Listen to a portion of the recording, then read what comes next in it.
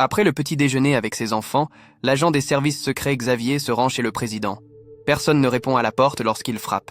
Xavier entre quand même et découvre le président Kael gisant sans vie sur le sol. Il vérifie le corps, ne trouve aucun pouls, puis inspecte la pièce à la recherche d'indices. Un verre est par terre, 2 coupes de vin sont posées sur la table, ainsi qu'une paire de boucles d'oreilles. Une traînée de sang mène vers l'extérieur et une cigarette est posée à côté. Le coffre-fort est vide et une lettre X est dessinée sur le paquet de cigarettes. Xavier l'emporte avec lui. Lorsque l'agent Jane appelle pour s'assurer que tout va bien, Xavier lui demande de verrouiller la résidence et de procéder à une inspection discrète. Dans le passé, Kael avait confié à Xavier que sa femme avait voté pour son opposant lors des dernières élections et qu'elle craignait de le quitter s'il perdait son poste. Kael avait ajouté que ce n'était pas le bon moment pour avoir des enfants, sans vouloir en dire davantage. Dans le présent, Xavier demande à l'agent Mike de lui montrer les enregistrements des caméras de la veille. Kael avait suivi son emploi du temps habituel et, dans l'après-midi, avait rencontré Samantha, la femme la plus riche du monde, surnommée Sinatra. Xavier se souvient d'avoir assisté à leur dispute, mais lorsqu'il s'était renseigné, Kael avait prétendu que tout allait bien. Le soir, Kael avait reçu la visite de Nicole, une agente haut placée des services secrets, avec qui il entretenait une liaison. Xavier remarque qu'elle portait les mêmes boucles d'oreilles qu'il avait vues plus tôt. Après son départ, Kael avait bu avec son père, Kane, qui était retourné dans la maison d'amis vers 9h30. Kael était allé se coucher et avait fermé la porte à 10h04. Xavier avait donc été la dernière personne à le voir vivant. Lorsque Mike souligne que Xavier et Kael ont longuement discuté, Xavier se remémore un jour où Kael avait été encerclé par des journalistes exigeant un commentaire sur un incident au Colorado. Xavier avait remarqué un homme sortant une arme dissimulée dans un micro et s'était interposé juste à temps pour protéger Kael. Alors que les autres agents arrêtaient le tireur, Kael découvrit qu'il avait été touché à l'épaule. Plus tard, Xavier se réveilla à l'hôpital et Kael lui expliqua que l'arme de l'homme avait été imprimée en 3D. De retour au présent, Xavier montre le corps à son collègue, l'agent Billy, et lui demande de fouiller les environs, à la recherche d'indices avant d'alerter quiconque. Billy remarque une bouteille d'alcool ouverte et 2 assiettes dans la cuisine, ainsi que des buissons endommagés dans le jardin. Pendant ce temps, Mike montre à Xavier d'autres images de vidéosurveillance. Lorsque Billy avait pris la relève, il s'était montré négligent, allant jusqu'à faire une sieste. Mike découvre aussi que de 22h42 à 00h13, toutes les caméras avaient été désactivées et figées sur une seule image. Dans le salon, Jane demande ce qui se passe et Billy lui dit de rester calme, que tout sera bientôt clair. Il lui glisse discrètement quelque chose dans la main, juste avant d'être interrompu par Xavier, qui lui demande de passer un appel officiel et de déclencher le code rouge. Peu après, l'épouse séparée de Kael arrive devant la maison, en exigeant des explications, mais les agents refusent de la laisser entrer. En revanche, Samantha est autorisée à passer. Kane, le père de Kael, veut lui aussi savoir ce qui est arrivé à son fils. Il est conduit dans une autre pièce avec Samantha. Quelques instants plus tard, Xavier est interrogé par ses supérieurs. Il affirme que la soirée avait été tout à fait normale. Nicole veut savoir de quoi il avait parlé avec Kael la veille. Xavier se souvient que Kael avait laissé son coffre ouvert. Il en avait sorti une boîte et déclaré qu'il tenait les nouvelles du monde entier dans sa main. Xavier s'était montré froid et Kael lui avait demandé s'il pourrait un jour lui pardonner ce qui s'était passé. En évoquant la mort de sa propre femme, Xavier répondit qu'il le pardonnerait uniquement lorsqu'il pourrait enfin dormir. Et il ne pourrait dormir que lorsque Kael serait mort. Dans le passé, Xavier est retourné au travail après une blessure. Cal, Samantha et le général Kirtley ont annoncé que Xavier avait été choisi parmi les rares personnes qui connaîtraient des informations secrètes sur la sécurité nationale. La tablette dans la boîte contenait des données liées à un projet secret concernant un incident au Colorado. Dans le présent, Xavier est parti courir pour clarifier son esprit. La ville fonctionne comme d'habitude. Tout le monde paye pour les choses avec des bracelets et un homme vérifie les canards robotiques dans les temps. Un panneau annonce que l'aube est retardée de 2 heures en raison d'un entretien planifié. Il s'avère que tout cela se passe dans une structure en dôme où la lumière artificielle fait office de soleil. Un souvenir montre comment Kirtley a dit à Xavier qu'il se préparait à une énorme catastrophe qui pourrait provoquer un événement de niveau extinction pour l'humanité et qu'ils avaient commencé la construction sous la montagne du Colorado. Dans le présent, Xavier regarde les cigarettes qu'il a prises dans la chambre de Cal et trouve des chiffres mystérieux. Dans un autre passé, il y a 12 ans, Samantha a rassemblé les esprits les plus brillants du pays dans un avion. Elle a demandé à l'architecte Anders de concevoir une ville souterraine capable de survivre à toute catastrophe pour 25 000 personnes, mais il a dit que personne n'avait l'argent pour un tel projet gigantesque. Après l'atterrissage, ils ont mis des sacs sur leur tête pour les transporter vers un endroit secret. Anders a été choqué de découvrir un dôme sous la montagne déjà en construction, et Samantha lui a de nouveau demandé de construire la ville.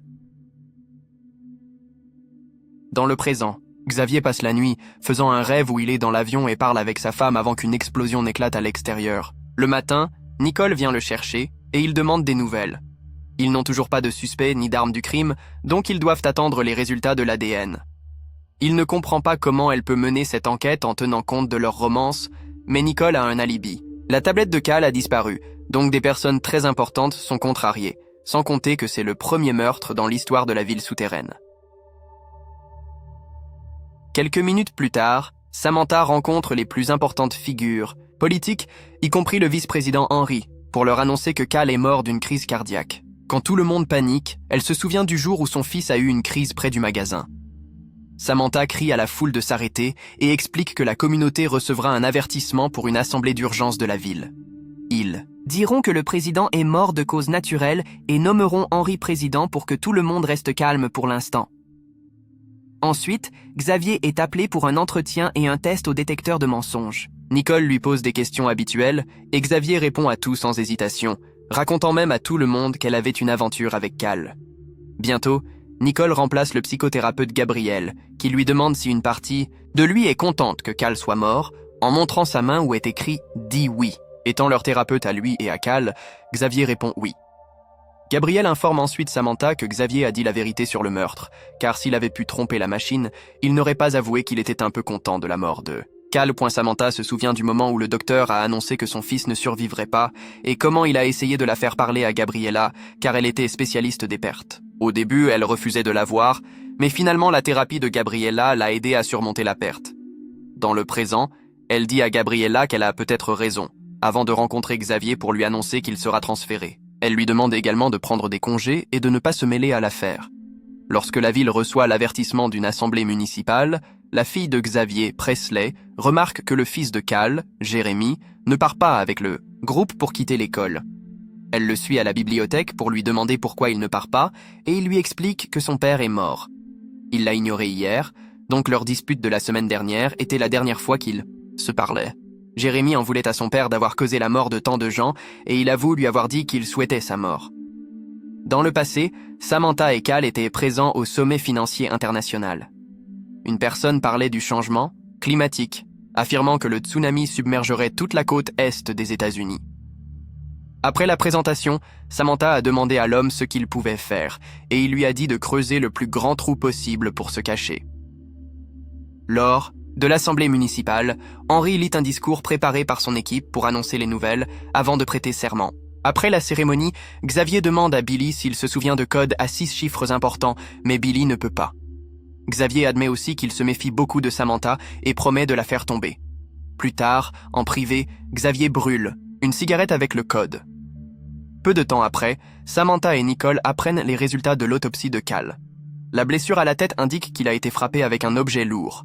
Il y a des signes que Cal s'est défendu, donc elles analyseront les traces d'ADN trouvées sous ses ongles. Ensuite, les deux femmes vont aux toilettes, où elles vomissent. Xavier rend visite à Gabriella pour lui poser des questions sur le message écrit sur sa main pendant l'interrogatoire, et elle propose de faire une promenade avec lui. Après s'être éloignée, Gabriella admet que son bureau pourrait être sur « écoute ». Elle raconte qu'elle était avec Cal la veille de sa mort, et pense que quelque chose s'est passé, car Cal semblait fatigué et déprimé. Il était ivre dans son bureau, portant seulement un peignoir. Lorsque Xavier lui demande à nouveau à propos du message sur sa main, Gabriella explique que si elle accepte de partager ce qu'elle sait sur Cal, elle risque de faire confiance à Xavier. Elle veut en savoir plus sur lui avant de prendre ce risque, et Xavier accepte. En se promenant, Gabriella révèle qu'elle a aidé à développer les aspects psychologiques de la ville. Ensuite, Xavier lui demande si Samantha est digne de confiance. Gabriella refuse de répondre tant qu'elle n'en sait pas plus sur la relation de Xavier avec son père. Dans le passé, le père de Xavier, Fred, essaie de dire à son fils, la main tremblante, que ce n'est rien. Mais comme Xavier insistait, Fred admet qu'il a la maladie de Parkinson. Il contrôlait les symptômes avec des médicaments, donc il n'en avait pas parlé à la société. Comme Fred était pilote, Xavier lui avait conseillé de prendre sa Retraite, car il risquait la prison, mais Fred avait ignoré le conseil et était parti pour son prochain vol. Dans le présent, ils vont dans un restaurant où travaille l'amie de Gabriella, Maggie. Xavier mentionne que sa femme était dans une autre ville et est morte, parce qu'il ne l'avait pas mise dans l'avion. Puis, il commence à parler du dernier vol de son père. Dans le passé, il apparaît que Xavier avait rempli les papiers de « retraite pour Fred » afin de le forcer à partir. Leur relation s'était détériorée, et ils ne se sont vus que lors des fêtes jusqu'à la mort de Fred. Pendant ce temps, Nicole pense à son temps passé avec Cal, mais ses souvenirs sont maintenant assombris par sa mort. Elle annonce ensuite à son équipe les résultats de l'autopsie, ignorant Billy lorsqu'il dit que Xavier devrait aussi être là. Le meurtre a dû avoir lieu pendant que les caméras étaient éteintes, donc Mike propose d'essayer d'extraire une trace numérique du réseau. Pendant que Mike travaille, Jane parle en privé avec Billy, lui faisant remarquer que la trace numérique pourrait leur attirer des ennuis. Ils sont interrompus par l'agent Brooks, qui leur rappelle que cette partie de la maison est interdite. Ils se cachent au derrière, un mur pour s'embrasser avant de se séparer. Quelques instants plus tard, ils sont appelés au bureau où Nicole et Samantha les attendent. Nicole demande pourquoi ils ont éteint les caméras et Jane insiste pour que Billy parle, mais Billy répond que Nicole n'a pas de preuves pour prouver quoi que ce soit.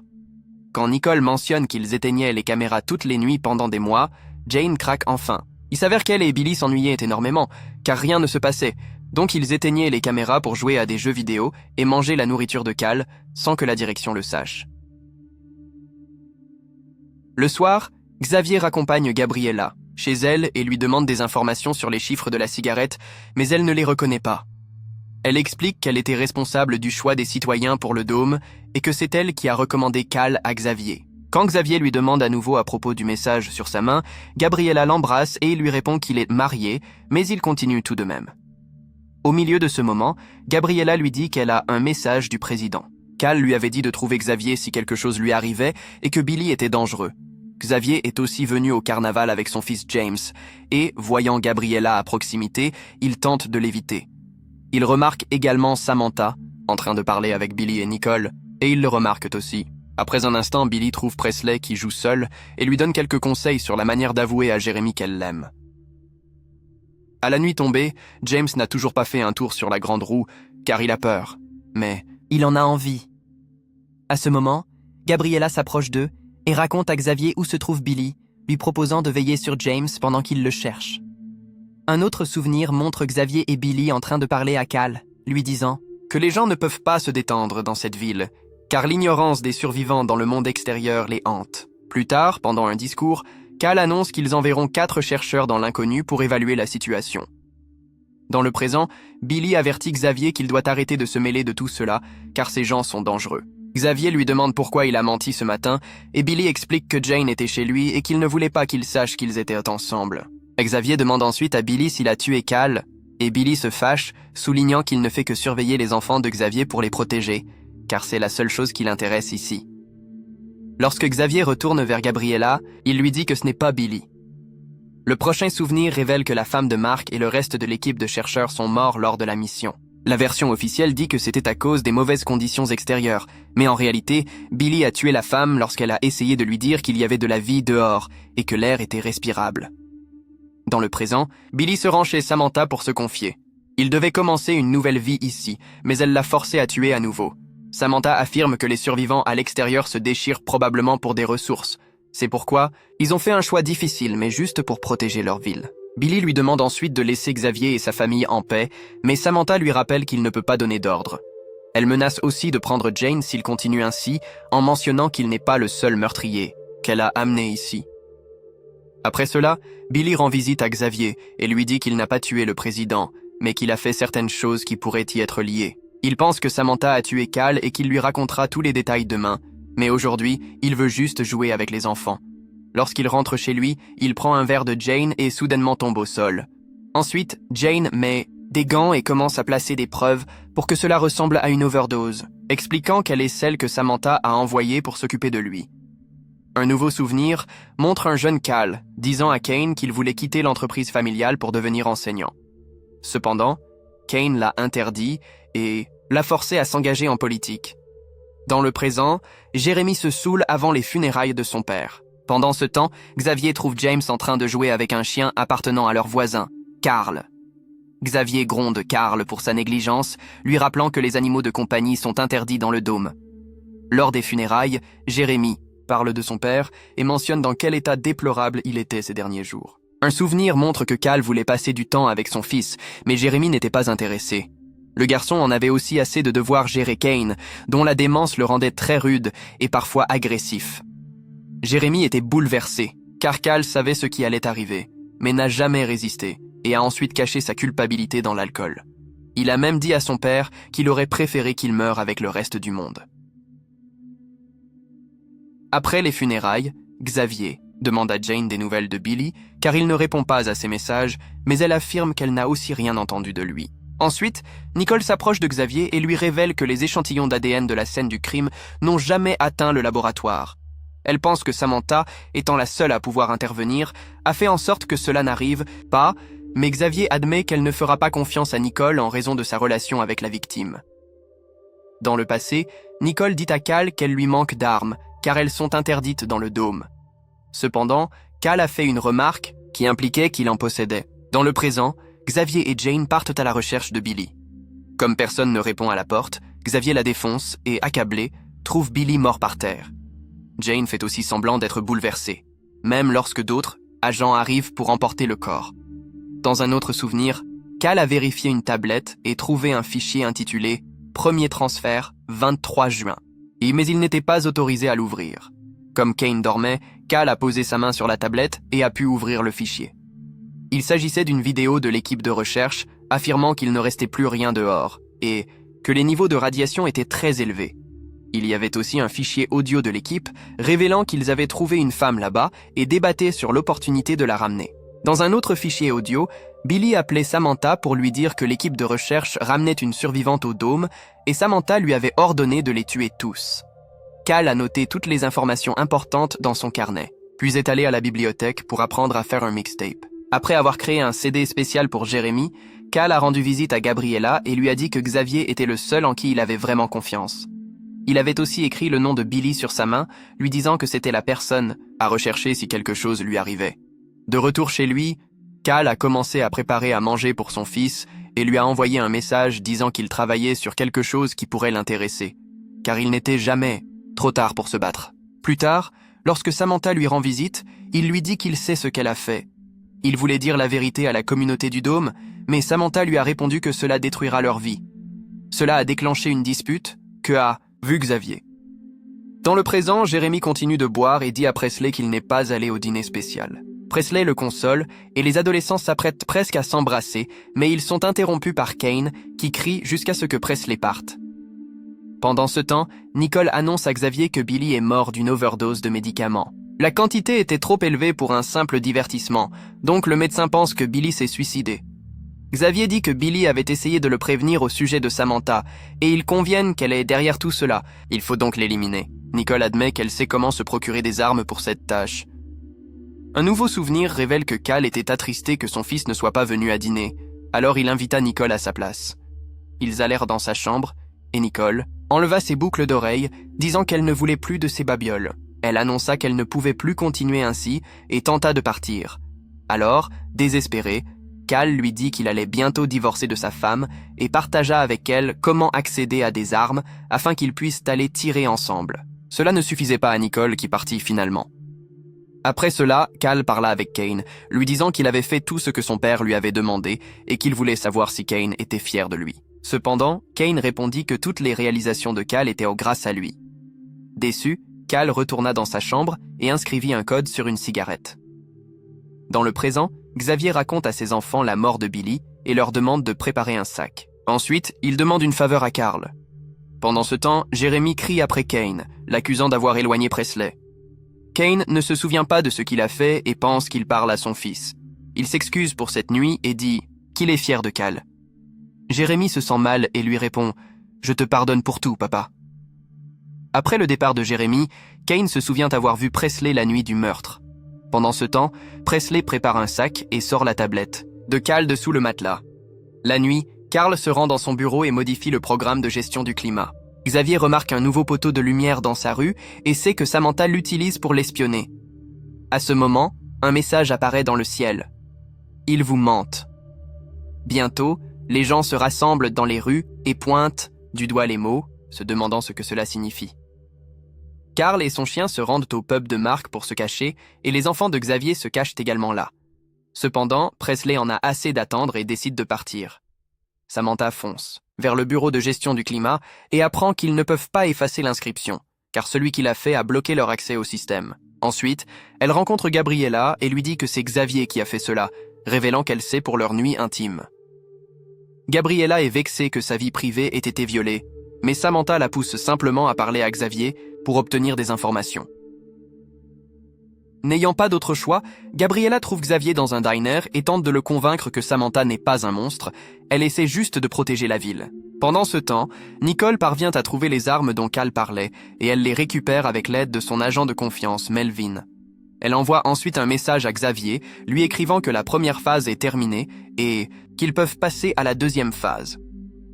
En voyant cela, Xavier retire son bracelet et quitte le dîner. Maintenant, toute l'équipe de Samantha cherche Xavier et ses enfants, qui ont également retiré leurs bracelets, les rendant indétectables. Le système montre que Nicole et Melvin ont utilisé leurs bracelets pour accéder à une zone spécifique du sous-sol avant de les retirer eux aussi. Samantha comprend qu'ils ont des armes et envoie des gardes pour protéger sa famille. Dans le sous-sol, les agents trouvent une note moqueuse de Nicole dans une boîte vide d'armes. Bientôt, le message dans le ciel change. « Voulez-vous connaître la vérité ?» Samantha dit à Jane de retrouver et de tuer Xavier, alors Jane sort un pistolet caché chez elle. Une minute plus tard, Xavier rencontre Nicole pour discuter des armes. Ils rencontrent également plusieurs agents de confiance, dont Mike et Brooks. Tous ont déjà retiré leurs bracelets, et Brooks dit à Xavier qu'il est traqué par des gens, alors Xavier répond que Samantha est prise au piège. Il dit à tout le monde que Samantha et ses amis milliardaires sont derrière tout ça, et qu'il a élaboré un plan pour révéler tous ses mensonges au monde. Un souvenir montre comment Xavier faisait visiter la Maison Blanche à Cal et lui expliquait les protocoles en cas d'urgence. Cal lui avait demandé de le faire, donc Xavier voulait savoir ce qui se passait, mais Cal lui répondit seulement que c'était le moment pour Xavier de convaincre sa femme d'aller à Atlanta. Quand Xavier expliqua que sa femme ne l'écoutait, jamais Cal promit de la récupérer.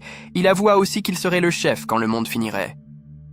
Pendant ce temps, Presley trouve Jérémie dans la bibliothèque et lui dit qu'elle a une tablette. Elle explique qu'elle allait souvent chez Cal pour jouer à des jeux vidéo avec Billy et qu'elle a trouvé la tablette dans les buissons. Presley l'a prise, pensant qu'elle pourrait expliquer ce qui est arrivé à sa mère, mais elle n'a pas pu l'allumer. Jérémie accepte de l'aider et la conduit chez elle, sans savoir que Jane les suit. Pendant qu'ils discutent avec Kane de la tablette, Presley remarque son signet et se souvient avoir vu le même motif floral sur une veste la nuit du meurtre. Kane déverrouille la tablette et Presley découvre que 2 armes nucléaires ont frappé Atlanta.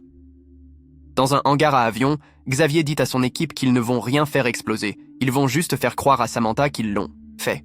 Le message dans le ciel change. Qui est Sinatra ? Avec un compte à rebours en dessous. Les gens continuent de se rassembler dans les rues et à ce moment, Xavier lance des feux d'artifice vers la tour avec Samantha et son équipe. Paniquée, Samantha demande à ses hommes d'éteindre le système. La ville plonge dans l'obscurité, à l'exception des lumières d'urgence, et les habitants paniquent, tandis qu'une voix informatique leur dit de rentrer chez eux. Samantha et son équipe évacuent, et en chemin, Gabriella voit de nombreux manifestants en colère. Bientôt, Jérémie et Presley apparaissent au milieu de la rue pour dire à la foule que les messages dans le ciel sont vrais. Le gouvernement leur a menti. Pendant que Jérémie parle, Jane s'approche de Presley et la convainc de se rendre dans un endroit tranquille pour parler de Billy.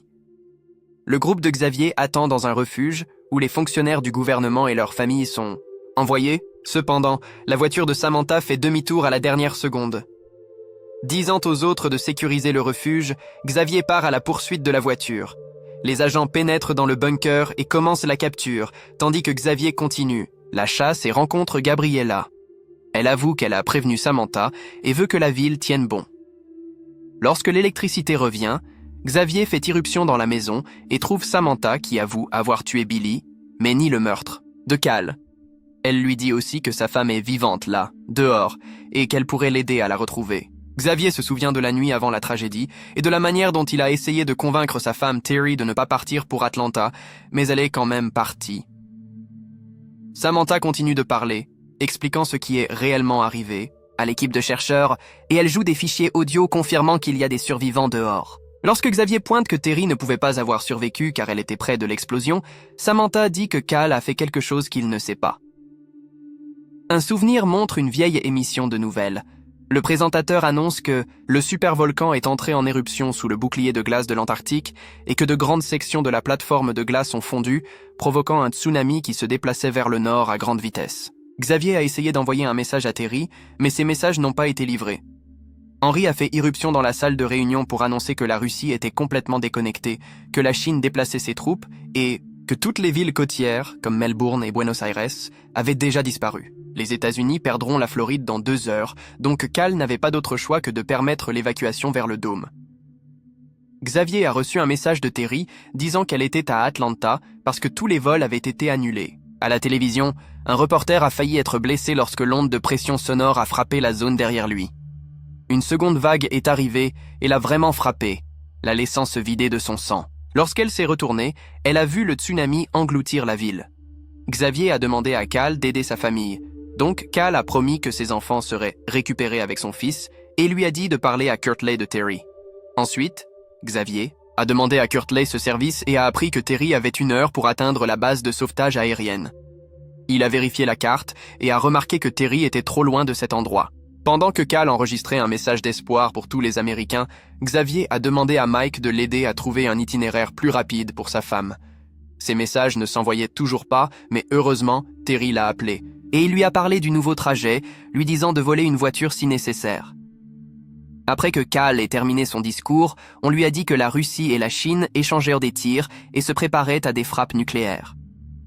Bientôt, un tremblement de terre a frappé la Californie, la réduisant en ruine. Un scientifique est apparu à la télévision, expliquant que cela était causé par le changement climatique, donc les gens étaient responsables. Nicole et son équipe ont tenté d'évacuer le président, mais voyant un nettoyeur dans le couloir, Cal a changé d'avis sur ce discours. Il voulait dire la vérité aux gens pour qu'ils puissent dire adieu à leur famille. Xavier a organisé d'autres agents pour protéger toutes les portes du bureau ovale, pendant que le président prenait la parole en direct. Cal a proposé des paroles tristes mais sincères lorsqu'il a raconté à son pays la catastrophe mondiale, imminente, faisant pleurer tout le monde dans la salle. Après le discours, Cal s'est excusé auprès de tous ses employés, mais il n'était pas satisfait du mensonge. Xavier a reçu un appel de Terry, mais il a laissé tomber le téléphone, lorsque les gens ont commencé à paniquer. Lorsqu'un homme a tenté de voler un pistolet aux gardes, l'agent a dû le tuer. Alors que tout le monde reculait dans la peur, Xavier a ramassé le téléphone et a vu un appel manqué. Ensuite, le service secret a conduit Cal vers l'ascenseur, entendant les gardes ouvrir le feu dans le couloir. Xavier a donné à Cal son gilet pare-balles avant de quitter la Maison-Blanche pour se précipiter vers l'hélicoptère. Des centaines de manifestants étaient retenus par des gardes et plusieurs personnes ont été abattues, ce qui a obligé Xavier à courir en arrière pour récupérer la mallette contenant tous les codes nucléaires. Alors qu'il s'apprêtait à monter dans l'hélicoptère, un collègue l'a supplié de le prendre aussi, le menaçant avec un pistolet. Soudain, Nicole a tiré dans la tête du gars et a rappelé à Xavier de faire son travail. Elle est restée pour contenir les manifestants, tandis que l'hélicoptère a décollé avec succès. Après l'atterrissage, Xavier a reçu un message de Presley disant que sa mère n'était pas là. Xavier a essayé de joindre Terry sans succès. Il voulait faire quelque chose, mais Cal lui a dit que c'était inutile, faisant comprendre à Xavier que le président savait toujours qu'elle n'arriverait pas.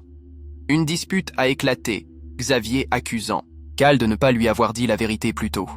Lorsque des oiseaux sont apparus dans le ciel, volant comme des fous, d'autres agents leur ont rappelé de se déplacer et Xavier s'est précipité vers l'avion pour retrouver ses enfants. Quelques minutes plus tard, les passagers ont été informés de se préparer, car ils allaient rencontrer des ondes sonores de haute pression. L'avion de Xavier a été secoué pendant un moment, mais il a continué à voler. Cependant, un autre avion s'est écrasé au sol. Cal s'est excusé auprès de Xavier et lui a donné un téléphone satellite pour contacter sa femme. Puis, Cal a été appelé au bureau, où il a appris que tous les juges et le Congrès étaient morts dans la catastrophe. 2 dispositifs nucléaires avaient été lancés, et il pensait que l'un d'eux visait le Colorado. Kirtley a révélé que leur avion avait également été endommagé, c'est pourquoi ils avaient dû atterrir à Saint-Louis. L'équipe voulait lancer leur missile nucléaire en réponse pour protéger leur dôme, mais Cal voulait y réfléchir. Lorsque Samantha est venue vérifier Cal, il lui a partagé un petit secret que seul le président connaissait. Après la crise des Caraïbes des années 60, le colonel avait proposé de créer une assurance finale. Il s'agissait d'un réseau mondial d'EMI relié par satellite, capable de brûler tous les circuits électroniques sur Terre et de désactiver les armes nucléaires. Il pouvait éteindre le monde, mais cela ramènerait la planète 500 ans en arrière, ce qui restait encore une meilleure alternative qu'une apocalypse nucléaire. Samantha l'a averti que ces gens mourraient de toute façon, donc il serait plus humain d'utiliser les codes nucléaires habituels, sans mentionner que cela laisserait aussi le dôme sans communication avec le monde extérieur. Cal pensait que les gens méritaient une chance et demanda à l'agent Melvin de faire sortir Samantha de son bureau. Xavier a réussi à contacter Terry, qui voulait qu'il dise aux enfants qu'ils pouvaient être heureux. À ce moment-là, Cal a activé le code EMI, et Xavier a vu une explosion éclatante avant que la conversation ne se termine. Pendant que Xavier pensait que les missiles nucléaires atteignaient Atlanta, Cal les avait en réalité arrêtés. Dans le présent, Samantha termine son histoire en expliquant à Xavier que les gens à l'extérieur se remettent. Ils ont même construit plusieurs stations de radio, donc le système de Samantha a capté certaines de leurs émissions. Le fichier audio contient la voix de Terry, demandant des nouvelles de sa famille, alors Xavier tire dans le sol pour forcer Samantha à lui dire comment trouver Terry. Au lieu de cela, Samantha appelle Mark et passe le téléphone à Xavier, lui apprenant que Presley a disparu. Samantha révèle alors que l'ADN du meurtrier de Cal ne correspond à personne dans le bunker, ce qui signifie que le tueur était un survivant qui s'était faufilé à l'intérieur. Elle veut que ces gens soient libérés, que son arme lui soit rendue et que Xavier découvre qui a réellement tué Cal, sinon il ne reverra jamais sa fille. Un autre souvenir, 12 ans auparavant, montre comment l'équipe travaillait dur à la construction de la ville souterraine. Le chef de l'équipe, Tran, remarqua que certains de ses collègues avaient des problèmes respiratoires, puis rencontra Anders au sujet des résidus d'arsenic dans les tunnels qui rendèrent les gens malades. Tran voulait arrêter le projet, mais Anders refusa et envoya tout le monde chez eux, promettant de régler le problème. Le lendemain, Tran découvrit qu'il avait été licencié et qu'Anders forcerait tout le monde à travailler avec des masques. Tran voulait savoir à quoi servait réellement cette ville, et Anders lui dit de ne pas se mêler aux personnes influentes, car elle savait que quelque chose de grand se préparait. Après cela, Tran a commencé à enquêter sur la catastrophe imminente, mais personne sur Internet n'en parlait. Il continuait aussi à essayer de joindre ses amis de l'équipe de travail sans succès. Utilisant une imprimante 3D, Tran fabriqua son propre pistolet, et c'est sa balle qui blessa Xavier ce jour-là. Dans le présent, Xavier accepte les exigences de Samantha et se précipite pour dire à Nicole d'annuler l'opération, car ils ne savent toujours pas qui a tué Cal. Henry apparaît à la télévision pour dire à tout le monde que l'incident est terminé et que tout le monde peut se détendre, car le système fonctionne bien, mais il reconnaît aussi que Cal a été tué. Jérémy est toujours en train de lire le contenu de la tablette dehors. Plus tard, Samantha appelle Jane pour discuter de la façon de gérer Presley, qui sait trop de choses. Samantha ne veut pas encore faire de mal à la fille, mais Jane lui demande soudainement la collection de jeux vidéo de Cal et raccroche quand Samantha la qualifie de folle. 1 minute plus tard, Samantha reçoit un message de Jane disant que le problème est résolu. Pendant ce temps, Xavier retourne dans la chambre de Cal et trouve la mixtape qu'il avait faite pour Jérémy. Il la joue et trouve un message de Cal disant qu'il avait caché quelque chose dans la bibliothèque. Xavier se précipite là-bas et voit une veste avec une fleur sur le dos. Tous les livres ont un numéro assigné, et Xavier cherche un code sur une cigarette jusqu'à ce qu'il trouve un livre avec toutes les notes de Cal sur la tablette. À ce moment-là, Nicole rend visite à Gabriella pour demander les tests psychologiques que chaque personne avait passés lors de leur installation. Gabriella ne veut pas violer la confidentialité, mais Nicole la menace, la forçant à coopérer. En parcourant la liste, Gabriella trouve un fichier avec un problème sérieux. Elle va à la cafétéria et feint d'être amicale avec Maggie, comme d'habitude, juste pour que Nicole la surprenne. Il s'avère que ce n'est pas la vraie Maggie, et elle explique que Tran l'a forcée à le faire, tandis que dans la bibliothèque, Tran frappe Xavier. Un autre souvenir montre Tran en prison après la fusillade. Il continuait à essayer de joindre ses amis, et l'un d'eux finit par répondre pour lui dire d'arrêter d'appeler. Tran lui dit que c'est le destin qu'il soit en prison si près du chantier, donc il sera là quand le moment viendra. Son ami lui dit qu'il est en train de mourir avant de raccrocher. Plus tard, lorsque les prisonniers ont appris le tsunami imminent, ils ont déclenché une émeute et ont commencé à tuer des policiers. Tran en a profité pour voler un uniforme de policier et aérer sur la route, où de nombreuses voitures tentaient d'entrer dans le dôme. Il a trouvé la vraie Maggie et son mari, qui avaient été choisis pour le bunker. Tran a fait semblant de connaître un chemin alternatif pour les amener à quitter leur voiture, et une fois seuls, il les a tués tous les deux pour voler leur Identifiant. Ensuite, Tran a modifié son apparence pour ressembler au gars mort à la station-service. En sortant, il a trouvé une femme en train de pleurer dans le parking et l'a convaincue de devenir Maggie. Lorsqu'ils sont arrivés au poste de contrôle, le garde a demandé un bracelet, donc Tran a simulé une crise de panique. Comme leurs photos correspondaient au système, ils ont été autorisés à passer sans bloquer la ligne. Pendant des années, Tran a travaillé confortablement à la bibliothèque, mais quand Cal est venu lui demander des mixtapes, Tran a su qu'il devait finir ce qu'il avait commencé. La nuit du meurtre, après le départ de Xavier, Cal est sorti sur le balcon pour continuer à lire les fichiers de la tablette. Tran l'a surpris par derrière et l'a assommé avec une relique de la bibliothèque. Puis il a traîné le corps à l'intérieur, mais voyant toute cette sang, il a commencé à douter de ses actions. Pendant que Tran faisait face à une crise existentielle, Cal marquait sa boîte de cigarettes d'un X avec son propre sang. Effrayé, Tran a vu que le président était encore en vie et l'a frappé de nouveau, le tuant cette fois définitivement.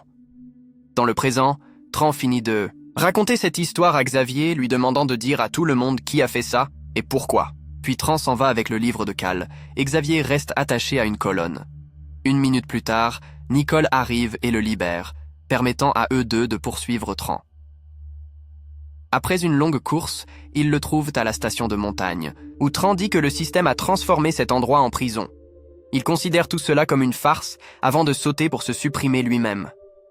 Après cela, Xavier va dire à Samantha qui a tué Cal et lui demande des nouvelles de Presley.